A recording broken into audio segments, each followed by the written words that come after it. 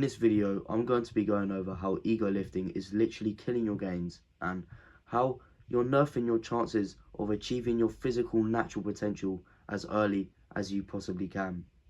And before we quickly go into that, I'm just going to briefly introduce myself.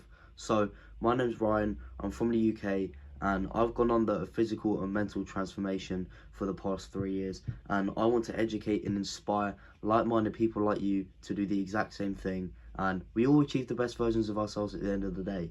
That's the goal, so let's get into the video. What actually is ego lifting? It refers to when your ego basically determines a weight you put on a bar instead of what you're physically capable of.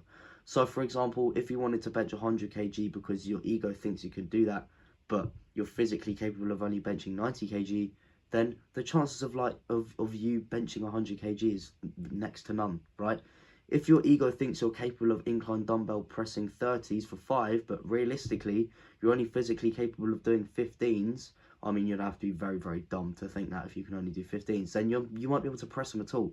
So that's what ego lifting is, and we've all been there. We've all been there where we want to lift weight and we all think that just weight is all that matters, right? We all thought in the past, we've all gone through phases where if we can lift the most weight, then we think that we can make the most progression. And if you can lift the most weight, then you'll get more recognition in the gym. And that's all that people care about.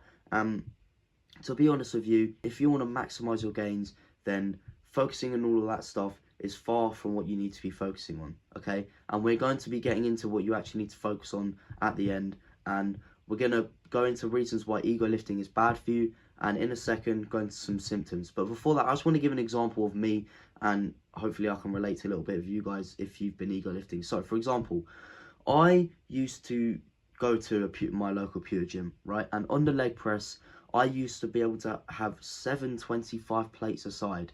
That is very, very heavy. I used to have 725 aside, and I remember I was getting like a good 9 and 10 reps, and this was around a year and a half ago. Probably, yeah, a year and a half ago. And this is how my legs were actually looking. That's how my legs were looking, and I had 725 plates per side, or 625 plates per side, I can't remember. And I was doing 9 to 10 reps. But guess what? My form was fucking awful, right? And that's a symptom of ego lifting, that your form goes out the window, the eccentric and the concentric and all of that stuff, and the ROM goes out the window, and that's just a symptom of ego lifting. And back to my example, so a year and a half later, which was literally like last week, I went back to my pure gym and I did the exact same leg press, and I only had 4 plates aside. I only had 4 25 plates aside, which is 100 kg per side, and I absolutely messed up my legs so much more efficiently, and this is how my legs are actually looking now. So if you figure out how you're ego lifting, and if you can drop that, then you're just going to increase your gains and your muscle growth and your strength as well so much. So let's continue with the symptoms of ego lifting. So obviously we've got the form out the window, the ROM out the window, the eccentric out the window, no control in the movement completely out the window, and if you're using momentum as well. If you're not keeping still and using other body parts to help you, then you're clearly ego lifting. And the next thing is that if you can't even get the weight up, I see some people in the gym, so not in my gym now, but back in my pure gym, back in the pure gym days, I used to see people lifting weight they could barely lift, and their form was the worst thing I ever saw, and they probably only got like 1 or 2 reps. So there's some symptoms of ego lifting, and I want you to really quickly take a hard look at yourself and reflect on your training, and if any of them resemble with your current training, then you need to pay ridiculous attention to this video, my friends. So now we're going to get into why ego lifting is bad for you, and then we're going to get into how you're going to sort that out. So the first reason why ego lifting is just bad for your gains and it's literally killing your gains is because there's less muscle isolation. This is because when you're ego lifting, other body parts tend to come into play to help the repetition and to help complete the repetition. For example, if you're ego lifting on lying down hamstring curls, your hamstring will not be isolated. You'll be moving your glute up and you'll be using all of your force, even with your upper body, to get the rep up. Therefore, there's going to be less time under tension with the hamstring. You're going to have less mind-muscle connection, and that just means that there's literally going to be no load on the hamstring. Therefore, you'll have less muscular hypertrophy in the hamstrings. Therefore, how on earth do you think the hamstring is going to grow? So it is so important that you learn how to keep the muscle under isolation, full isolation, without using any other body parts, and I'm going to get onto that a little bit later in the video. Now, diving into the second reason why ego lifting is literally ruining your gains, and that is because, this is the most obvious one, it increases your risk of injury. Why is this bad? I mean, it's very obvious. You're lifting more weight than your body is capable of, right? And that is obvious, as I said earlier. Therefore, as I said earlier as well, your technique is literally awful.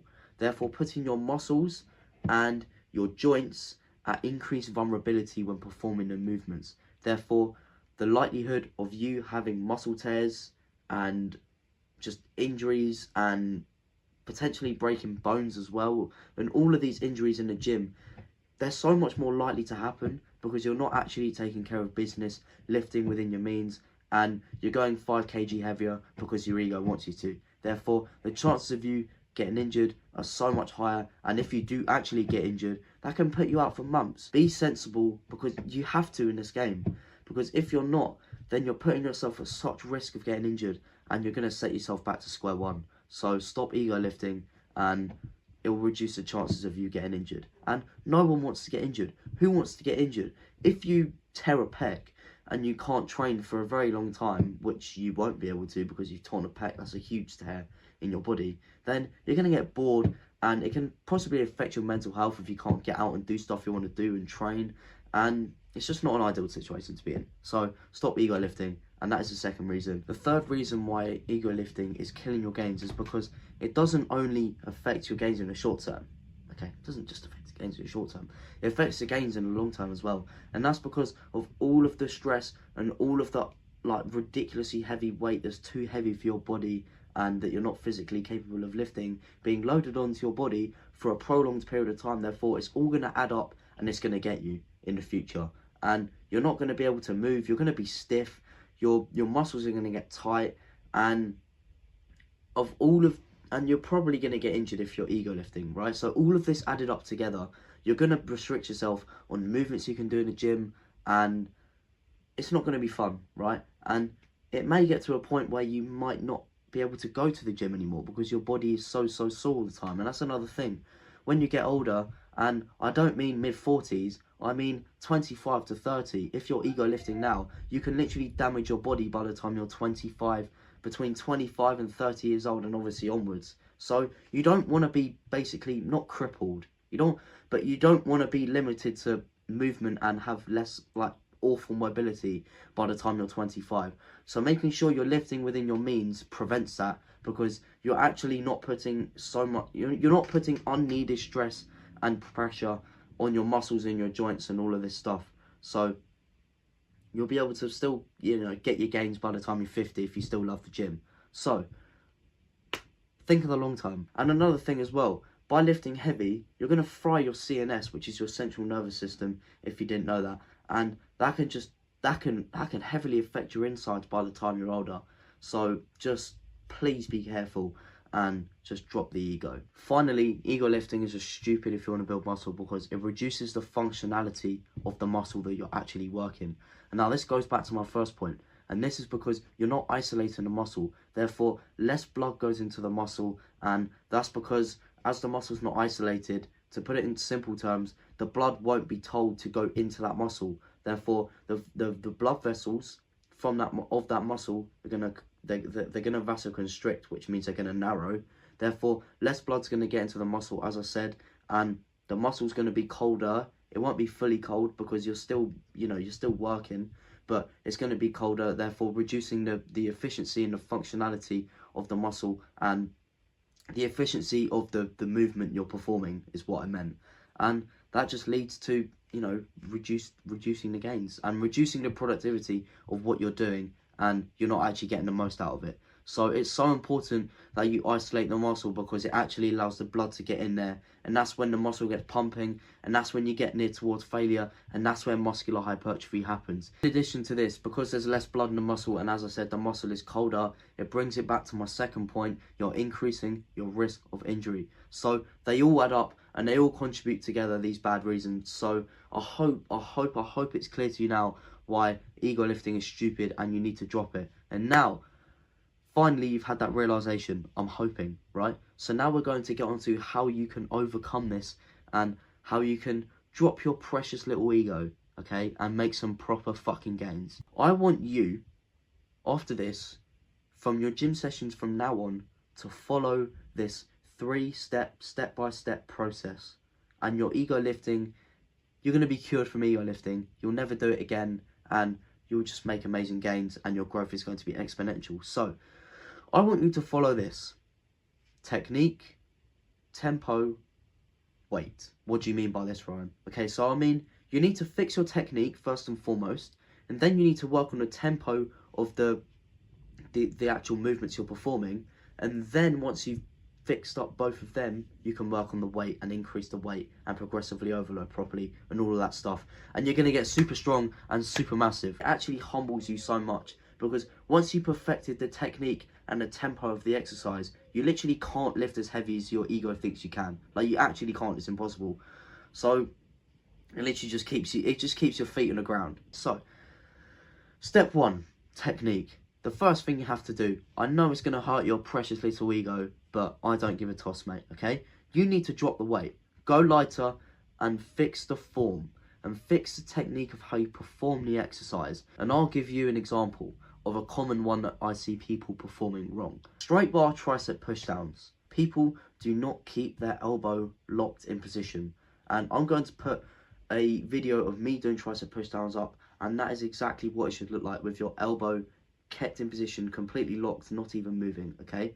So if you find that your elbow is moving through this movement, then you need to drop the weight and make sure you keep your elbow locked. Now you've optimized the technique and you've got that all sorted, now you need to move on to step 2, which is the tempo of the exercise. And this is a rhythm of the exercise, so how fast you move it, how slow you move it, whether you're pausing at any bits in the exercise, and all of this stuff.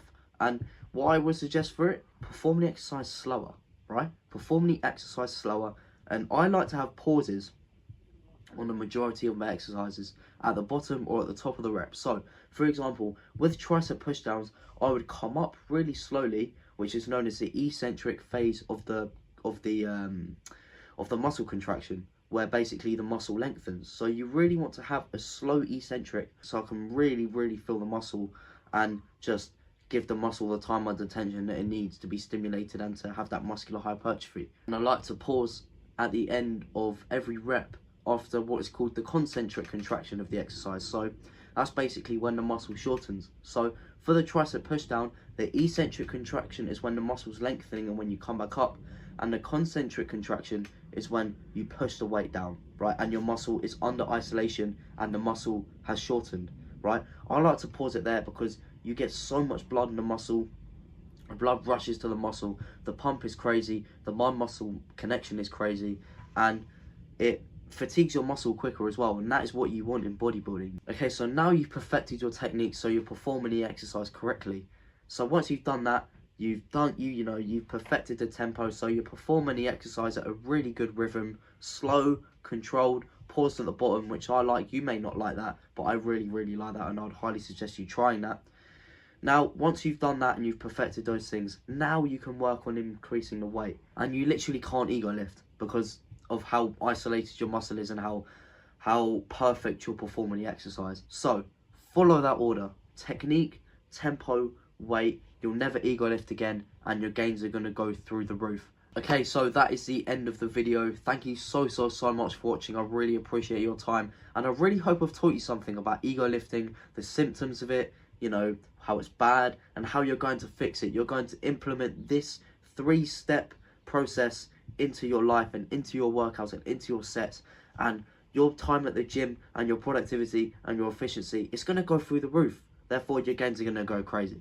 So, if you guys have enjoyed this video, it would mean so much to me if you could, leave a like, leave a comment as well, and, comment any ideas of your interests that you want me to talk about and educate you with. And obviously, drop a subscription because, you want the algorithm to recommend me to you so I can teach you more about more stuff, then, why not? So, now, I'll leave you guys to enjoy the rest of your day, and I'm about to go run a 5K in this lovely, lovely, sunny English evening.